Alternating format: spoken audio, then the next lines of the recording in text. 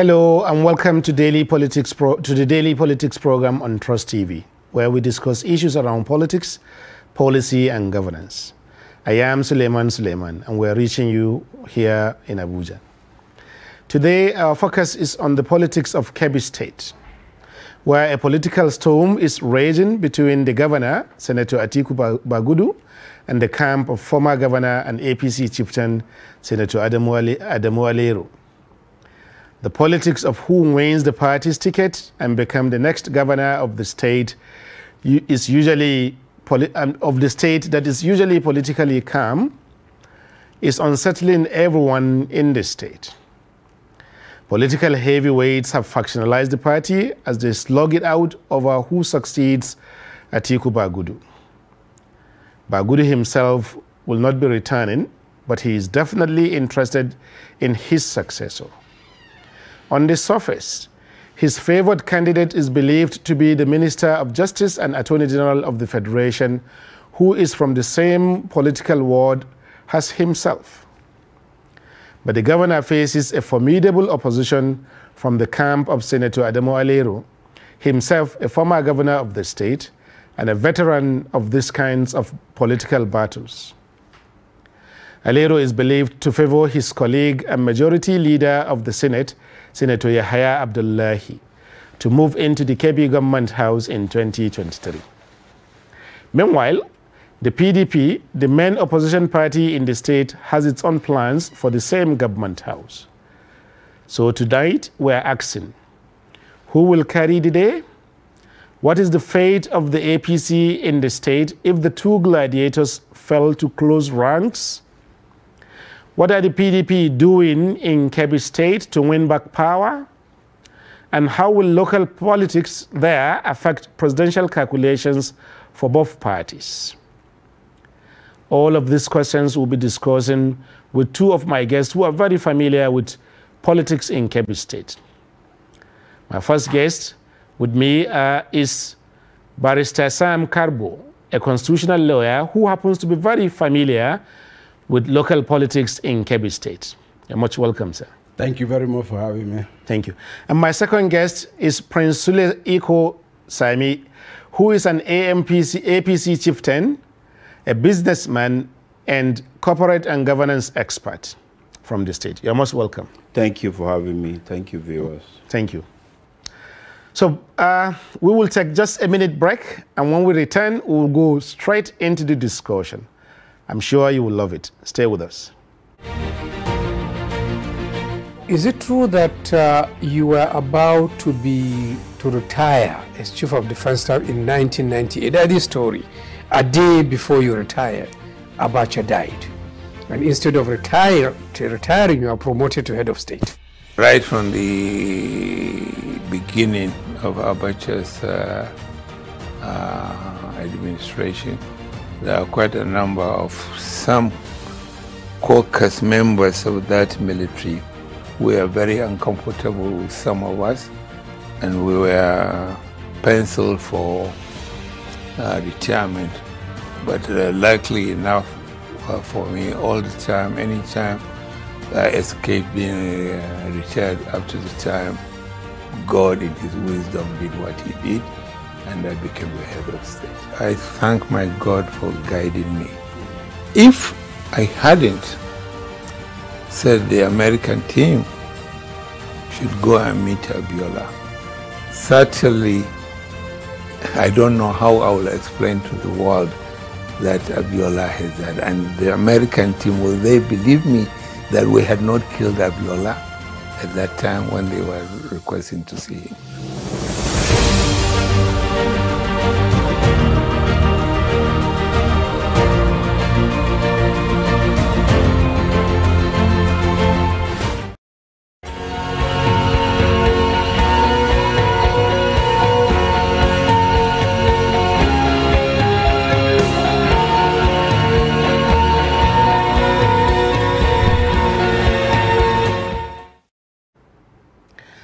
Welcome back. This is Daily Politics on Trust TV. And now we get into the discussion proper about the politics and the political storm raging in Kebbi State. Prince, like I said, I start from my left and then end on my, I mean from my right and end on my left. The political season is heating up everywhere across the country. Sure. And as the congresses of both parties showed, there are divisions at local levels in virtually each state of the federation in most cases for both parties, PDP or APC. But in Kebbi particularly, people are saying that the Kebbi politics, the center of Kebbi politics is not in Birnin Kebbi, but in Abuja. Do you agree? No, I don't agree at all. And the reason why I can tell you I disagree totally because in the whole of Northwest, and I'll be precise, around Sokoto, Kebbi, Zamfara, Kebbi State is the only state that has a large population of agro farmers, and we do a lot of agro politics in that region. And it's the only state in the whole of northwestern Nigeria today that has one of the biggest land mass. We have people engaged in so many activities, and it's one of the states that contains the most informed society members around us access. Because if you look at also Sokoto State, actually when but the reason why people are saying that is because some of the major I haven't gotten to my point. My point is clear. So our people are very politically aware. That's what I'm trying to, from grassroots, especially from where I come from, South, North, Central, people are politically very aware. And in most cases, most of the fight you hear in Abuja are actually the noise. The real politics is back home. Because people in Abuja will always want to discuss about partisan divide, among other things. That's a very important topic for people to talk in politics. But back home, that's where the politics is, and that's where it's being played out. And I can tell you, it's happening back home, not in Abuja. Thank you. So, but Barrister, some people are saying one of the political heavyweights of the state, certainly currently, or three of them happen to be in Abuja.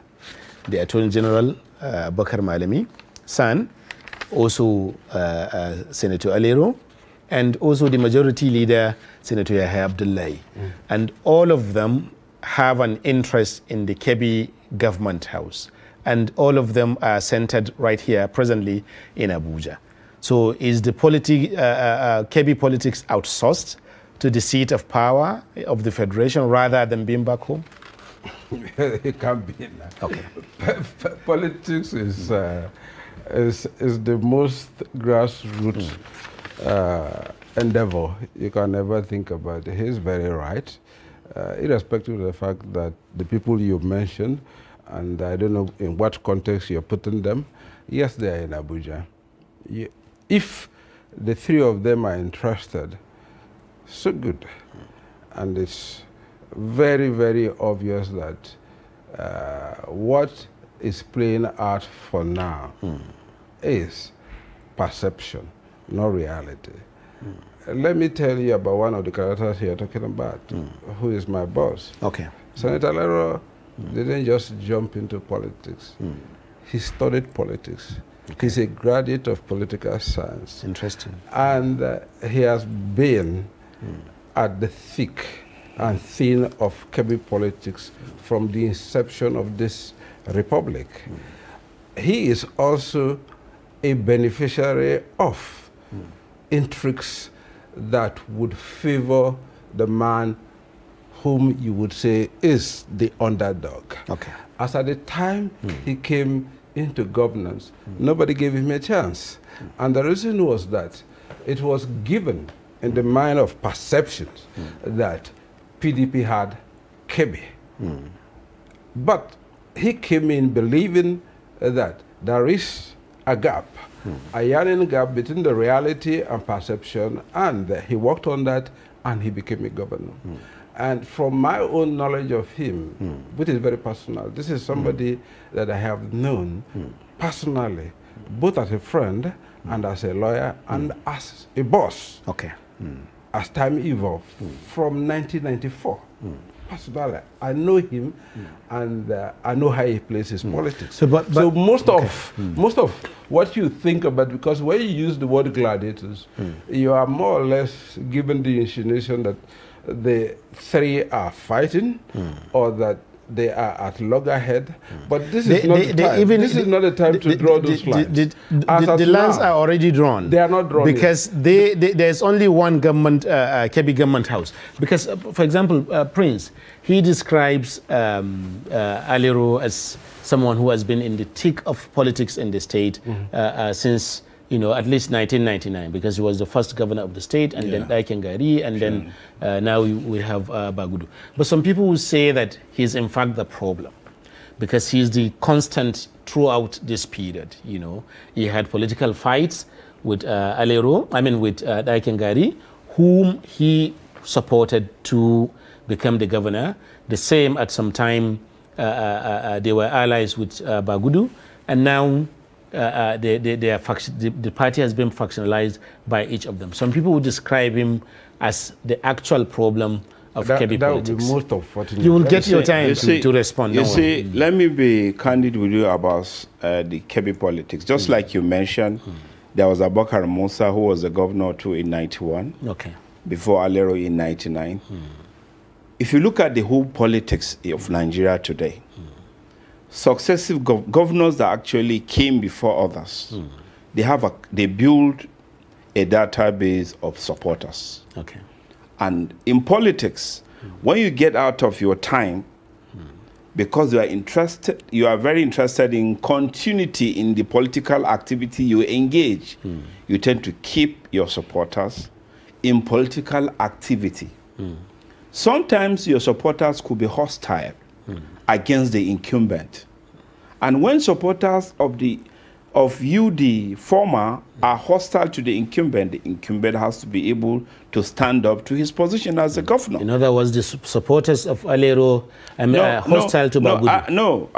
Let me be clear about something. You know, I want to speak about facts at every statement I make here. I don't want perception. Kebbi politics is managed by All Progressive Congress, which is our party. I'm a founding member of the party. From Alero down to every other person came to the party after the APC was formed. So it was time. When God says 2015, Atiku Abubakar is going to be the president, is going to be the governor of Kebbi, there is nothing any other person can do. Atiku Bagudu will become the governor. So he became the governor. Automatically assume what they call political leadership in court. And 2015, 4 years, finished his 4 years, maintaining his political stability, doing a lot of economic policies that were very good for the community. By 2019, he went for second tenure. Naturally, all of them have to follow him as the leader of the party. 2019 to 2022, now we're not even there yet. There will be party congresses to be able to stabilize party within the states. So people that might be aiming for other positions of power will be gearing towards that. And their supporters, in quote, some that don't understand what leadership is. That is what they call political leadership. And you can't change it. The political leader of Nigeria's APC today is President Buhari. No matter how many years you've been there, no matter how many years you've been in politics, you have to follow President Buhari as the leader of the party. And in Kebbi, the political leader of our party today in the state is the current governor. And the party recognized that. Are you saying that Alero is not following? No, I did not make that instance. What I'm saying is that every political activity within the state by Alero or his supporters or any other person has to be able to follow that leadership that the governor has now by God's ordinance, right? So, and a lot of politics as well. Yes, and all that. So don't. You know, one thing about politics is actually grow based on perception and propaganda. Thank you. I understand. Let me make this Go point. ahead. Building on what he's saying. Yes. Atiku came from Alero's support base. And up to the last Congress, Atiku would not tell you that there was any division between them. What happened at the last Congress is that dispute that is being played out that is given the impression that if it is not resolved now, the party may be harmed. But there is still the opportunity for the party to address that. Okay. Because what happened was this. They all agreed on the fundamentals of the primaries. Okay. As party leaders, they met and agreed that this is the way to go. But Consensus. overnight, you know, intrigues. And most of the time, people, like he said, who did not have the sixth sense of the party structure and dynamics of the state would come in and start playing the divide and rule game, thinking that that would favor them, because most of the time what they try to do is to take you out, corral and hide you out of the order so that they can have you at their own economy. Take a look at the person you even mentioned, Malami. If Malami becomes the party's bearer today, irrespective of my relationship with my boss, I will support him because what? He's my personal friend.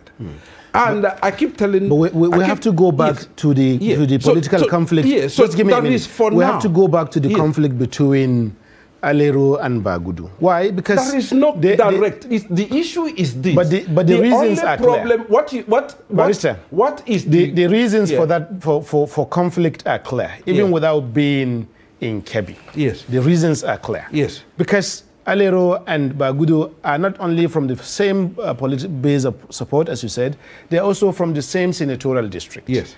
You know, they have exchanged the same senatorial seat here in Abuja twice. Yes. Alero was the one holding it. Yes. I mean, Bagudu held it, and now Alero is holding it. But Bagudu is retired. Yes. So where would it be? There's this tradition among governors that when they are retiring, they want to go and spend their retirement days as governors in the Senate. That comes into direct conflict to answer that question directly. Him 1 minute and then you 1 minute. To answer that question directly. Yes. Alero will not lose sleep over his ability to come back to the Senate. Okay. He will not. And I don't think he's the issue. Okay. You see, over time... But he will lose sleep if his supporter doesn't win the governorship. No, you see, listen. You see, let's don't jump to those conclusions because they shorten the narrative and give bumps. You see, what I'm saying, if they resolve that issue of the Congress, the APC in Kebbi will be more united than most others, because theirs. But how are they going to? But that is actually, in my opinion, and in the opinion of, because I was there from beginning to the end of it. Okay. The party came together. All the former governors were there, and they agreed on consensus for them to be able to elect most of the members of the ward up to what they did local government and all that, and all of them were there, and they've endorsed it in every local government. In every ward in the state, there was a appeal committee that visited. Of course, they traced all that. You see, let me tell you one thing. Just like I'm going back to the same position that Atiku Bagudu, he is the current governor of our state and the leader of our state. He is the leader of the party as well. In the state. Yes, in the state. So, for you but does that rule Malami out? No. Okay. Yes, Malami is not the leader of the state. Okay. Malami is the federal minister of Nigeria, who is a very loyal member of his party. So he's definitely under the leadership of the governor in the state. Okay. And I can tell you this. That is the only issues you hear about party issues in my state today are for those ones that couldn't get seat during the consensus, or they lost out in one of the negotiations. That's the only issue. And definitely, if there is that issue, I'm sure those are the side that might go to court or go and exercise all that. But as far as we're concerned today, they agreed among the leaders, not the underdogs, the leaders. It was going to be consensus. And they did consensus at all levels. And the consensus was that all those who already hold offices should be returned. Don't worry. You understand? Yes, please, go all on. those, that was part of it. You understand? If you hold office, be returned, because that is the only way they could push through consensus because they have the first of refusal. You understand? So they said, in order not to shake the boat, let's allow those who are in office to return. Okay. Then the others will do it this way. If you agree on that, and that was the mind with which people went to you see, but that was not done. I actually disagree. I'll come back. It wasn't done. I'll come back. It wasn't done. And that's the only issue there. Yes. I'll come back there. Without that, there is no other issue. Just a minute. I'll come back there. Yes, the please, word consensus in politics is just me and you sit down and agree on a common ground. And let me tell you, but not agreeing on a common ground, but following up with the action, common action. Of common ground, follow the principle of the party politics, and also the leadership. In our party, there are committees we call elders forum. Okay. And in every ward and every local government, those elders are there. To best of my knowledge, at every ward and every local government, the elders were consulted at every level. Okay. So definitely in the course of consultation and negotiation, someone will, it's not everybody that will be 100% satisfied. That's normal, that's politics for you. But in the course of discussion, if you don't get maybe this word here, maybe you'll be able to get that word here. I can give you an example. Okay. In my local government, there was consensus in my local government. The party chairman got it. The same chairman went back. In other local government, which like he mentioned, the same Kebbi state, fine, perfect.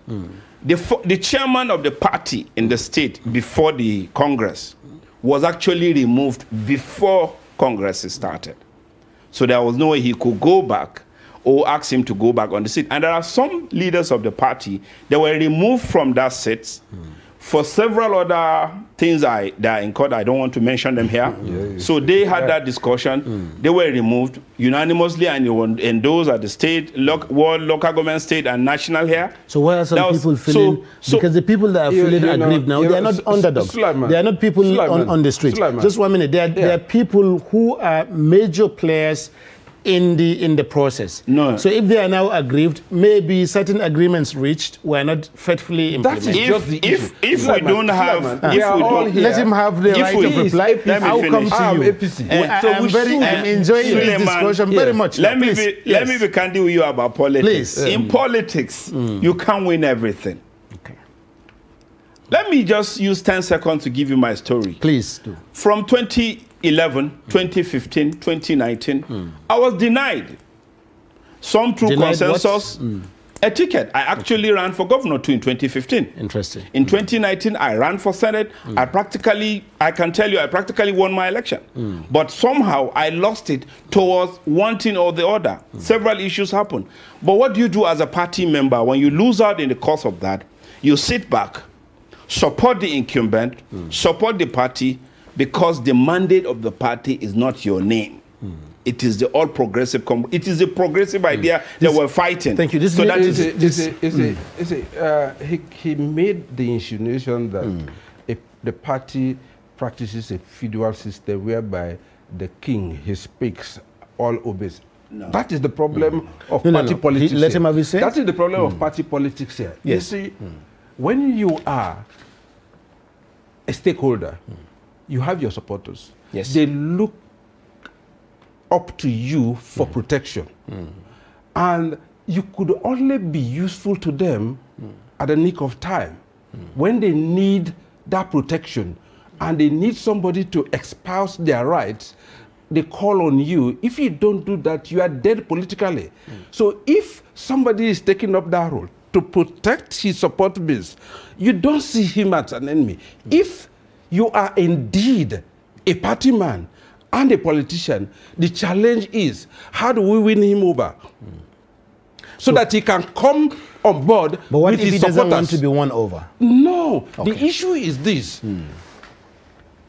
Have there been discussion, and what have been the discussions? If you say, we've done it, we can't go back to it, let's move ahead, you've shut out discussion, and you've sought out the opportunity to redress grievances. Yes. And to me, at the end of the day, you befog the polity because you give the impression that the party is divided into two camps, which is not. And so if you go to the eve of the election with that picture, hey, what the barrister is saying is very important. Thing, and it's a very risky thing. What the barrister is saying is very important, because as recently as last week, the Senator Alero himself was saying that as long as, you know, justice and fairness and everybody is not being carried along, there's going to be problems within the party in this state. But you have to remember one thing. Yes. The election is won at the polling booth. Okay. The people that will go to vote at the polling booth are actually not the political heavyweights. But the Alero camp believes that their party is the authentic, the Sahihi. No, I'm coming. Okay. You see, it is who attends the Congress, who certified the Congress, who witnessed the Congress, can make all sorts of pronunciation. But I can tell you that at this level of our political career, I cannot sit down here to tell you there is two parties in Kebbi. No, there is only one APC. We have a chairman, which is Mohammed Kana, who was elected duly. One and party there were congresses with many factions. No. Okay. If you can, I don't think there's a faction. I only feel that there might people that might have lost out and they are aggrieved. It's normal. If we don't have people aggrieved at the level of primaries, we don't win elections. So how do you think these grievances can be addressed? See, in politics today, you get aggrieved today. So the moment you are aggrieved, the winner realizes that I need to get to you. I need to bring you on board. Because the general election, remember, the major election is coming. All this is party politics. But so by the time you have those challenges, you already know your problems. If challenges are real, but do you know why I don't feel them real as much? Okay. And I'll tell you this. I am in contact with the grassroots. Okay. I know the politics of grassroots because I am in it. Okay. And I can tell you that the only concern right now for the people of Kebbi State are three things. Yes. One is the security. Two is the continuity with the agri and economic policy of the government. Okay. Three are other social programs the government has started that has to continue. That's actually what matters to the people in Kebbi State. Thank you. And guess what? Let's not be carried away by people that are really, really out for power. That will bring fight in every in Kebbi. Yes. They have to have names. Yes. They have to have faces. Who are they? Well, people, Suleiman. You don't. I will come to you, Barrister. I certainly come to you. Yes. In politics, people, small, big, minor, could be aggrieved. Okay. A very minor political differences at the world level. But you just called me Suleiman. If I am aggrieved, you can say Suleiman is aggrieved. So who is aggrieved in Kebbi? Definitely there will be APC member that will be partially aggrieved. Okay. In my opinion, we have a long time to reach out to them. Sorry you lost out. We're in one party, just one. We're headed together. Thank you. And we'll get there by God's grace. Just before we go on break. Just before we go on break. Suleiman, can I tell you something? Please, go ahead. You see, political measurements are not mathematical. Yes. But offhandedly, you will know who is who somewhere. Yes. Let me tell you when... so, for example, he's referring to the earlier... No. He is talking in parables. But let me just talk my own parables here. When AMPP was moving from AMPP to PDP, there were those in front of Obasanjo. He said, oh, politics is not about big men. Politics is about the people in the votes there. Politics is about this. You know what Obasanjo said? He said, you are talking about a man who from the beginning he's been winning. And here you are telling me about what you can do that I can only imagine. I already have a winner in front of me. I don't speculate. I am here as a leader of PDP. I want him. However you do it, that's your business. I don't want to have somebody who is telling me I am this. But some people will say that is Alero of the Obasanjo era. Does he still pull the same weight now? Why is he still an issue? Okay. Is he the only politician that in my opinion, he has the mic. Just a minute. Why is he still? You saw him when he returned from Germany. You saw the people who went there to receive him. Thank you. So we'll be going on a break now. When we return, we'll now talk about the actual successors, because that's what is on the line here. But before then, we'll be taking... thank you, viewers, for staying with us. It has been a very interesting discussion about Kebbi politics as representatives of various tendencies within the APC in the state slugging it out and making a case for their own side. That is all the better. That is what we try to encourage on this program. Stay with us and we'll be right back. Thank you. Is it true that you were about to retire as Chief of Defense Staff in 1998? That is story. A day before you retired, Abacha died. And instead of retiring, you are promoted to head of state. Right from the beginning of Abacha's administration, there are quite a number of some caucus members of that military were very uncomfortable with some of us, and we were penciled for retirement. But luckily enough for me, all the time, anytime I escaped being retired up to the time, God in his wisdom did what he did, and I became the head of state. I thank my God for guiding me. If I hadn't said the American team should go and meet Abiola, certainly I don't know how I will explain to the world that Abiola has died. And the American team, will they believe me that we had not killed Abiola at that time when they were requesting to see him?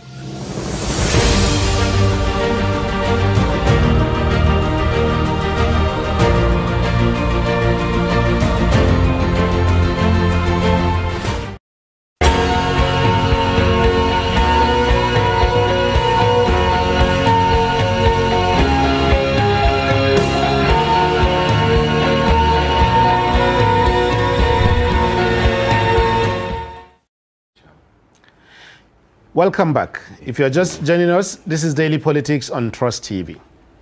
You can follow the discussion on all our social media platforms on Facebook, Instagram, Twitter, and on YouTube.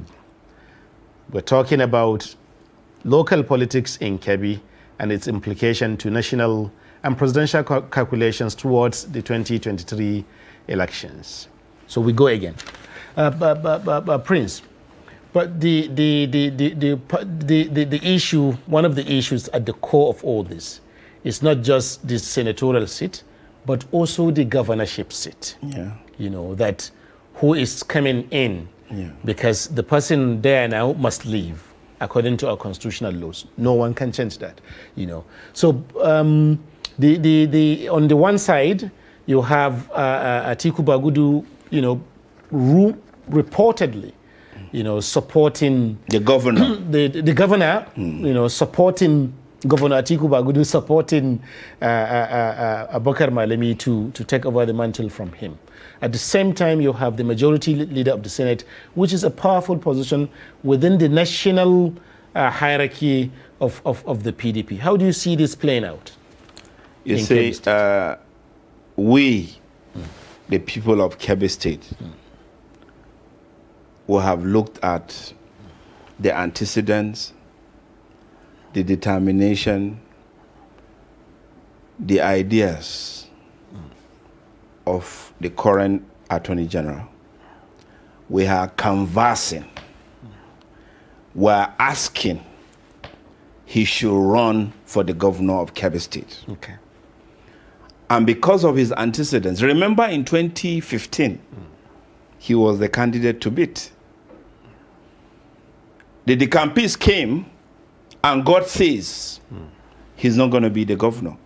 A patient man left and never fought. God made him a minister today, the leader in this country. He's as humble as the first day he ran for governor, till today. Okay. He's not thinking he's a card carrier. He's not thinking, he's only listening to his people that are gearing for him. Please come out and run for the governorship. Okay. Just like I told you earlier, supporters have ways of sending messages mixed messages that could bring in fight within the party. In my opinion, and in my political understanding of our state, if he accepts to run for the governor of Kebbi State, he does not have a competitor. Okay. And my reason is simple. You don't look at his position now, no. You look at his person, who he was before he became a minister. Has he changed as a person? If you get to meet him and see who he is, you get to understand that this is someone that believes in his people. The very first person I know that is interested in solving informal educational deficit in our schools. Thank you. Our common schools. So let me conclude. Please let me conclude.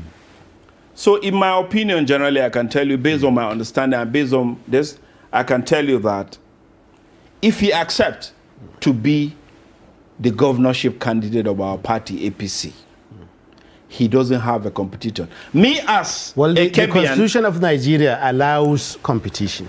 Yeah. Indeed, it will be absurd. It will be dangerous to not have competition. No, I think, and it is not always. I think the competition he's talking about. I mean, political. He's a better favored candidate. That's precisely my point as well. Yeah. The thing is also that it is not all the time that the Goliath wins, you know, in a battle of this. Definitely. The majority Senate leader Yahya Abdullahi himself is not a lightweight as well, and Senator Alero backing him. These people are not also lightweight as well. How do you see that playing out within the party and even maybe beyond? Now, let me talk in general terms here. Please. I would want to start from where he started. Good. The very first time I met Malami was a young, well-dressed lawyer sitting next to me, smiling. Yes, sir. Then he had campaigned for the National Assembly. Okay. And he lost against which of the positions? Is this House of Reps? House of Reps. Okay. He lost against my client. So I think he was conducting his own cases and some other clients. Even though we are on opposing side, we became friends. And up to this moment, he had never changed in terms of how he addresses me and how he receives me. I went to his office to get up from where he said, sir, that is him. When they appointed him as minister, I made an analysis of the minister. Here are our own ministers. And you know what I said about him? Okay. I said the undoing of his opponent is that they will underrate him. Okay. I said, but the Malami that I know, you do that at your own peril. Because he does not wear his cult. But if the party is factionalized, listen now, okay. He does not wear his prejudices on his sleeves. You understand?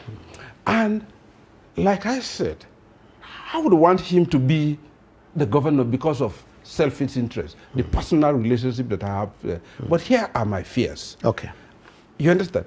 Most times, when supporters come to you and tell you that you don't need to worry, damn this, don't care about this, because what? You don't have competition out there, they are digging your grave. Interesting. Because politics is the game that says you don't have it until you have it. Politics is the game that does not have time limit for change. Overnight, something can happen and everything changes.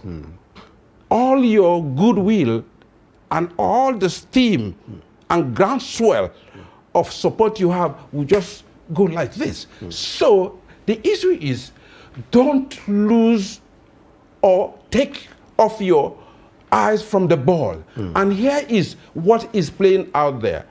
The others are saying, Bagudu has been having the governorship from inception. And the reason is because they are in majority. It's not a tribal thing. It's because out of the 4 emirates, they are in the majority. His own is the third.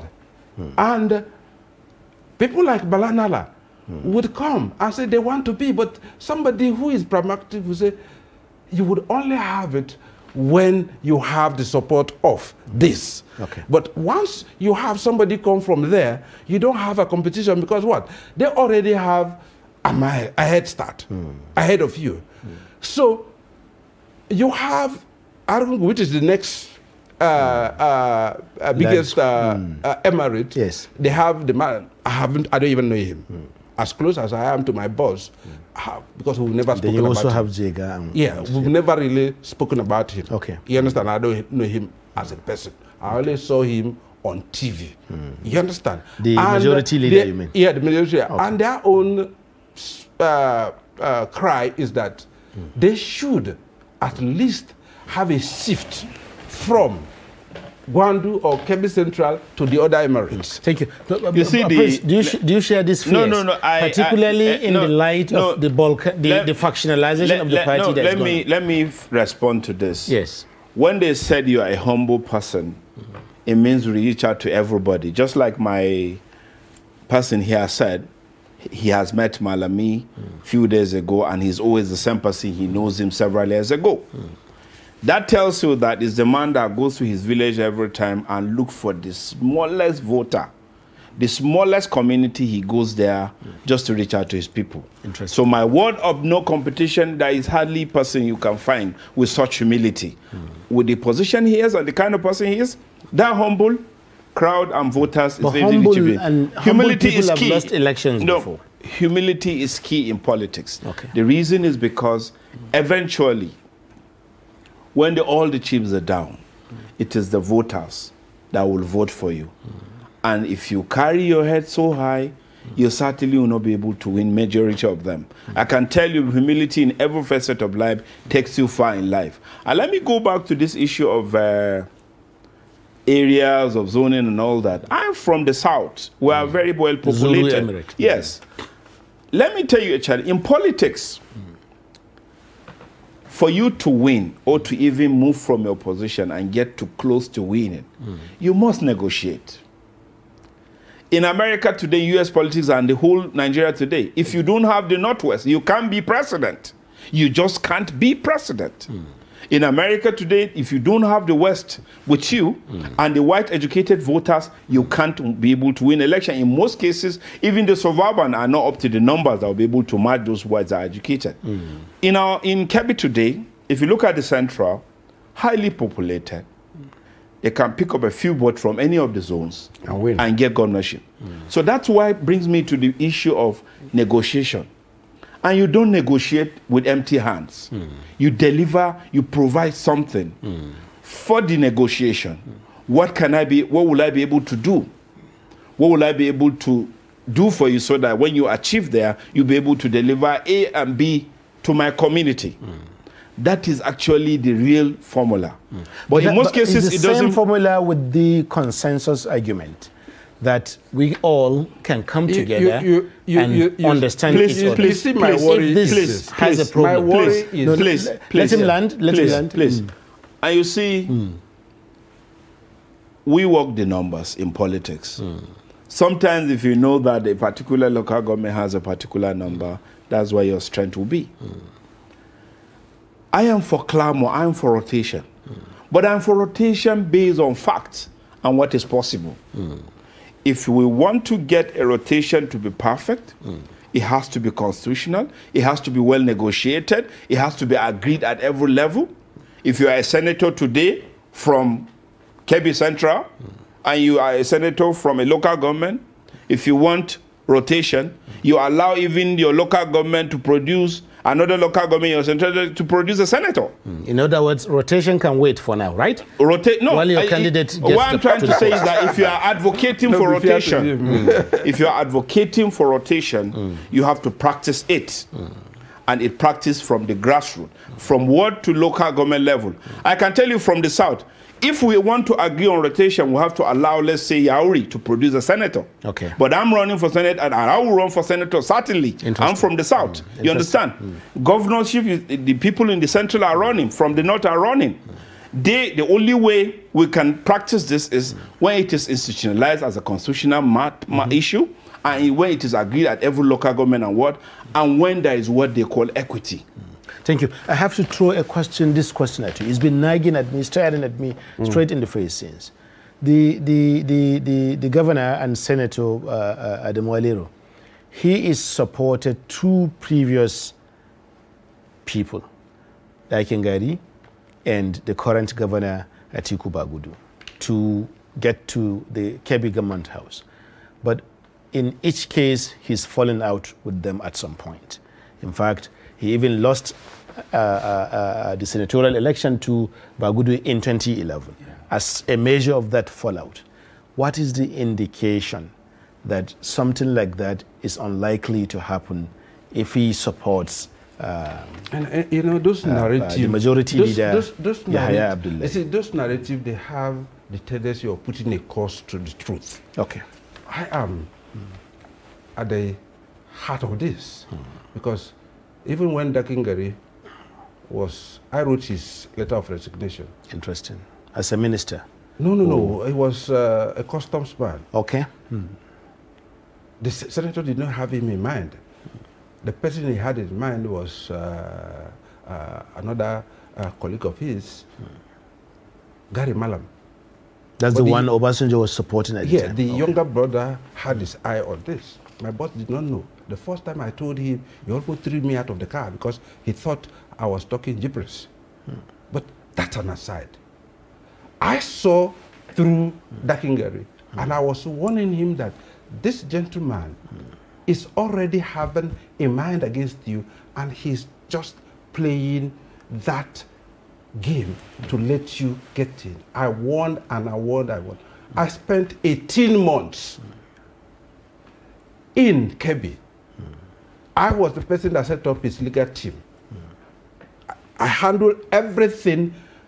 The problem they had in Sokoto was because my hands were too full and I couldn't handle the two, and they had the problem. Time. But the papers to move from AMPP to APDP, I did everything, including all of Baladnala's own and everybody in that thing. I did it. But at each point, I was saying, this is not the gentleman to deal with.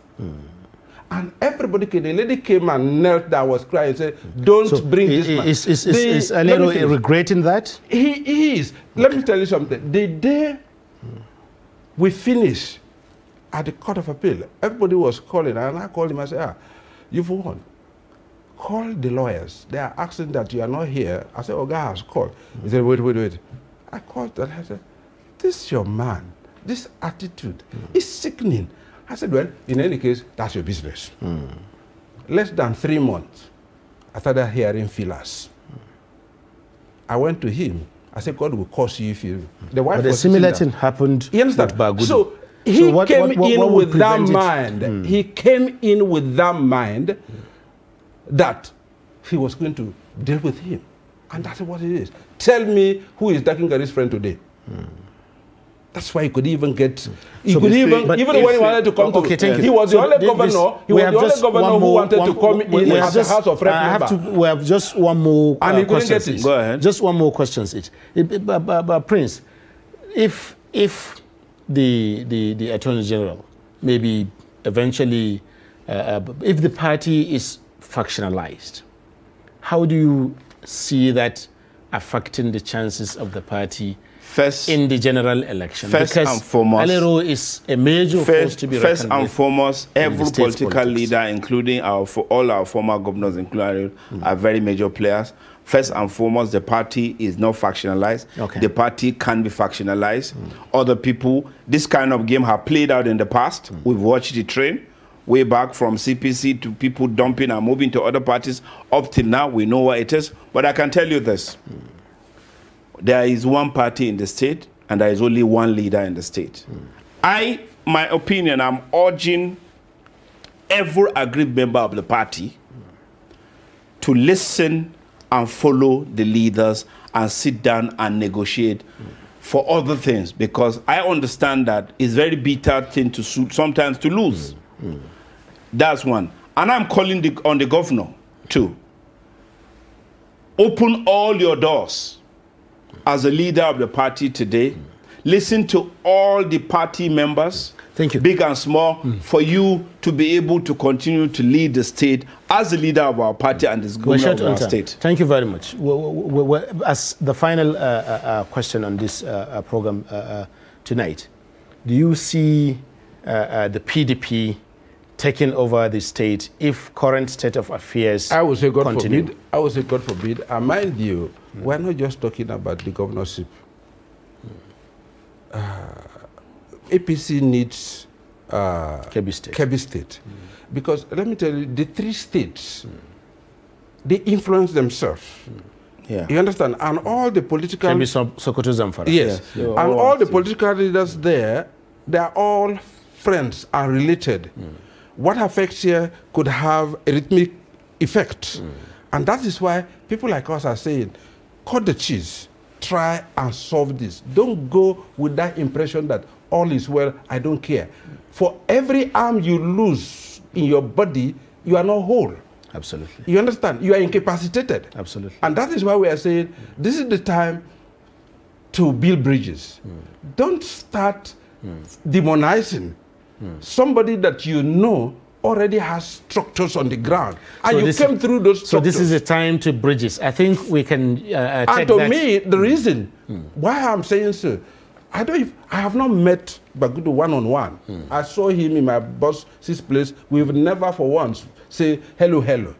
But here is somebody that respects me and he sees me as the friend we've had been from 1999 to today. Interesting. So I think should be worried. I think we've run out of time, so we have to go. It's been interesting, very, very interesting to have such a robust discussion. Thank you very much for coming on the show, Prince Iko Sami, and thank you very much, Barrister Sam Kagbo. It's really nice having you, and we hope that on your senatorial issue, we will come and grill you on what you want to do for the people down there. That will be interesting, but that's for another edition. We have fought before, and he knows the bitter cola in 2019. Okay, you have not fought on very much in him. You have not done it on Daily Politics. So one day you will do it on Daily Politics. Thank you very much, viewers. This is where we draw the curtains on today's program. Thank you for staying with us, and do join us again same time tomorrow for another episode of Daily Politics. I am Suleiman Suleiman. Good night.